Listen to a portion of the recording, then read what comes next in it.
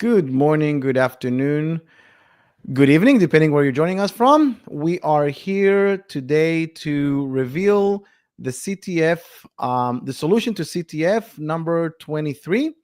Just to remind you, people, this is part of the Wizer Security Awareness Training. We have a public version where we publish challenges like this, and hopefully, developers are able to hack them to figure out how to get the code to do what it wasn't intended to do. So that's the idea. So I'll hand it off to Itzik. Itzik, please, if you can talk briefly about the challenge. What the challenge is? What is the CTF? And then we can talk about the solution and key takeaways. Absolutely. Thank you, Gabby.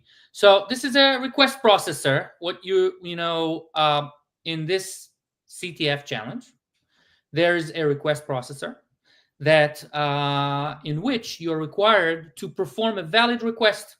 Okay, something fairly simple.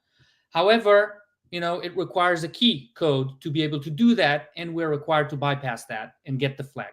So there's a flag somewhere, and we need to get it. And in order to get it, and you can see the code, you need to perform a valid request. Okay. So what does it mean, a processor? Like Okay. what is an app? What is it? What's a Yes. processor? This is an endpoint that a developer created that accepts a certain string format. Okay. Data with some data, request type with some request type. Okay. And then a key. Okay. That key appears at the end. We're validating the key against an existing key, encrypted key, to check that you're actually able to perform the request. So it's something fairly technical that developers do.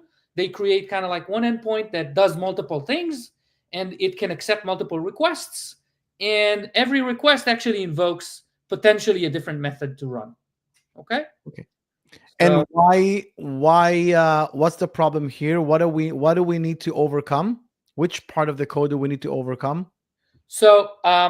the what happens here is that if the key wasn't provided, okay, then it would tell you, hey, there's no key. If the key was provided, okay, it actually checks to see whether the key is equal to what we have in our configuration. So if you don't have the secret key, you're not able to perform actions. That's the bottom line. So we Okay, need to overcome that because we don't have the key, obviously. cool. So we have a challenge. There's something called processor. It validates the APIs that they're valid to run, right? Something like that. Not really APIs. You have actions. The software Action. is doing actions for you. Let's say, I don't know, get user, do all sorts of things. You provide the action type And and a key, and then it kind of like does what it needs to do and provides you the feedback. So that's a request processor. That's what yeah. And in this challenge, obviously, we don't have the key, we right? don't have. And we still need to get the code to do our actions without the key. Exactly. Okay, so Exactly. Okay. show us how to do this magic. Yeah. So to solve that, actually, we identify that while the developer created, this sequence here in documentation, they didn't really validate that the order of fields is like that. Okay. And what ends up happening is that if the key does not exist in where it's supposed to be, you can override the behavior. So let me show you the solution. One second. Okay. So here is a solution. The key is supposed to be at the end. Okay. And if you read the code, you think that it's supposed to be at the end. However, if you put it in the beginning instead, it completely flips the code structure and allows you to actually overcome it because there's a logical error in the code. If you do it properly, happy path works. If you do it this way, it will give you the flag. Okay. So fairly simple. Can you show in the code the logical error so Sure. people will be able to see? Absolutely. So what happens here is that, first of all, we're checking that the key exists. Okay. So we're checking that the key exists. The key index is some index. And then if the index is more than 0, then it's found. However, More than 0 is not 0. So if you put the key in the very beginning, the index is 0. So the developer assumed that since they put the key at the end, it always be in the end, but never validated it. So if you put it anywhere but from the beginning, on the beginning, it will fail, because it will find the key, right? So if the key is found, it will find the key, it will validate it and fail. However, the key is not found here, okay? But the validation of whether the key exists or not is done again here, okay? It's just a logical error. Instead of using the key found here, for example, or doing equals bigger than equals, that's what happens here. Gotcha. Okay? So what we're seeing here is the type of, and this actually is, people looking at this and saying, okay, this is, a one-off. It's just a bug. So first of all, most of the security issues are bugs. Exactly. And I would say a big chunk of them, I don't know percentage-wise, but a huge part of them are this type, logical errors. We have IDORs, we have different type of logical error bugs that result in this type of vulnerabilities. And what's really risky about these type of security bugs, very, very hard to find them with scanners, because it's not a, It's impossible to find a mood scanner. yeah, because Practically. scanner needs to understand like the logic. So we're at a point where, and we've seen that all the time. Like, and the hard part is that the very effective way to find this is peer reviews. But if your people are not good enough at secure coding and they don't understand good enough secure coding, your peers won't find this as well. So now you end up with launching a logical bug and opening up yourself to potential breaches. So this is something that we talk a lot about in the secure coding. And before I go on, I do want you to sort of go over the key takeaways in a more organized manner than me. I'm just going off here, so I'll hand back this to you and sort of because there's more than one key takeaway from what it looks like. Absolutely, absolutely. I go through the takeaways in a second from scratch. But I think it's important to understand that this doesn't happen because a developer just missed something. It could Mhm. happen in multiple cases. For example, if you're working in a team, okay, and someone wrote the code, then they added the key. So whoever adds the key, adds the validation, doesn't notice that something was written this way. It's very, very hard to find those cracks, and cracks can be everywhere. They don't necessarily end up in security issues. It can be bugs, can be just behaviors of applications that sound like features. But in this case, it causes a real security issue because of something that was missed. And it's indeed, as you mentioned, Gabby, happens more than everything else that is almost everything else has a name, like XSS, Yeah. SSRF, things like that. They have names. This doesn't have a name. It's a logic issue, right? Yeah. And it happens a lot. So let's go. Yeah. So if your team has, if you launch your product and there is a bug, and people are able, if your team is capable of creating bugs, which we all know they do, they're capable of creating security bugs, like for sure. Exactly. It goes hand in hand. And QA, unlike regular bugs where we sort of click and see things explode or it doesn't work, or you can't see expected behavior, when it comes to security bugs, QA doesn't have a chance. Like, they don't understand. It's not in their story even to check. It's not something they're even aware, or even if they see this, they won't understand what's going on here.